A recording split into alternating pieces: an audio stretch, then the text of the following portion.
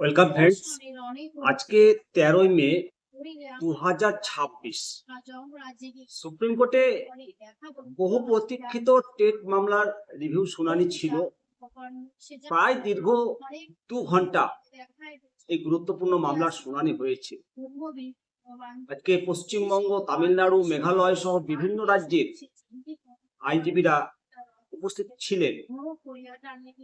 শিক্ষকদের পক্ষে জোরালো সওয়াল করে, বিশেষ করে রেট্রোস্পেকটিভ ইফেক্ট এবং এনসিপিই 2010, 2011 এবং 2017 সালে নিয়মাবলীগুলো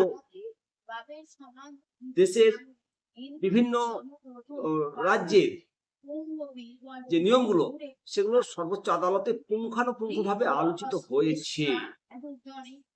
লক্ষ লক্ষ শিক্ষকের চাকরি বাতিলের আশঙ্কার মাঝে বিভিন্ন রাজ্যের এবং সংগঠনের আইনজীবীরা একাধিক গুরুত্বপূর্ণ বিষয় বিচারপতিদের সামনে তুলে ধরেছেন।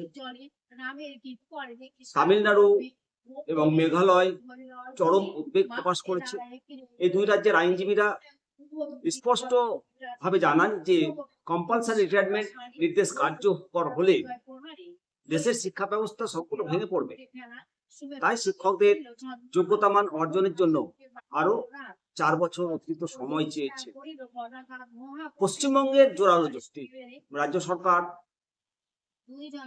তাদের পক্ষের আইনজীবী জানিয়েছে যে 2014 সালের টেট পরীক্ষা হওয়ার পর দীর্ঘ 7 বছর পর 2021 সালে পুনরায় পরীক্ষা হয়েছিল, যা রাজ্যের জন্য একটা বড় সমস্যা ছিল।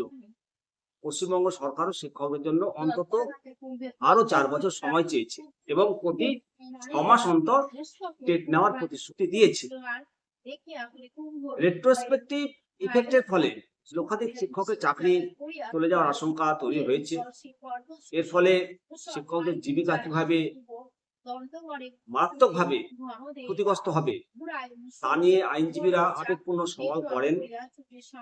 পশ্চিমবঙ্গের all post graduate teachers welfare association আইনজীবী উচ্চ মাধ্যমিকে পড়ানো নর্মাল সেকশনের বিষয়টি আদালতের দৃষ্টিগোচরে আনেন।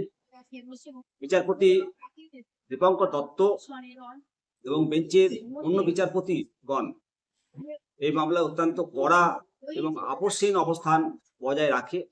তাদের যে পর্যবেক্ষণগুলো উঠে এসেছে, বিচারপতিরা রাইট টু এডুকেশন অ্যাক্টের উপর সর্বোচ্চ জোর দিয়েছেন। ওনাদের কথায় শিশুদের বাধ্যতামূলক এবং গুণগত শিক্ষা, কোয়ালিটি এডুকেশন নিশ্চিত করতে হলে শিক্ষকদের যোগ্যতামান ডিগ্রি উন্নত হওয়া একান্ত প্রয়োজন।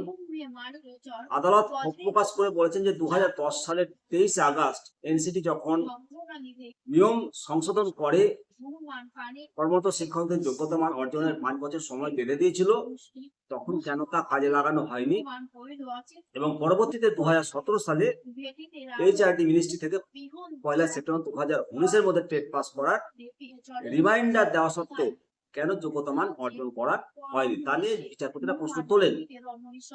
বিচারপতিরা মন্তব্য করেছেন যে যদি 2010 বা 2017 সালে এত সমস্যা ছিল, তবে রাজ্য বা শিক্ষকরা কেন সেই সময় আদালতে মামলা করেনি বা আদালতের দ্বারস্থ হননি। 6 মাস অন্তর টেট নেওয়ার দাবির পরিপ্রেক্ষিতে আদালত পরিষ্কার জানিয়েছে যে টেট কন্ডাক্ট করার সম্পূর্ণ দায়িত্ব রাজ্যের। সুপ্রিম কোর্ট এই ব্যাপারে কোনো নির্দেশ বা বাধ্য করতে পারে না রাজ্য সরকারকে। আজকের শুনানিতে সুপ্রিম কোর্টের কার্যতালিকায় 301 নম্বর আইটেমে এই মামলাটা লিস্টেড ছিল। প্রায় 2 ঘন্টা আইনজীবীদের বক্তব্য শোনার পর হঠাৎ করে 302 নম্বর আইটেমের কাজ শুরু হয়ে যায়।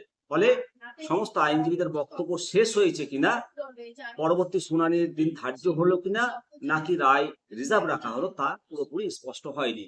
অবশ্যই সমস্ত শিক্ষক সাথীকে বলো, মনে জোর রাখুন, ভয় নয়, ভরসা রাখুন, হবে জয় নিশ্চয়। চলুন সবাই মিলে বলি, জয় হিন্দ, বন্দে মাতরম, ভারত মাতা।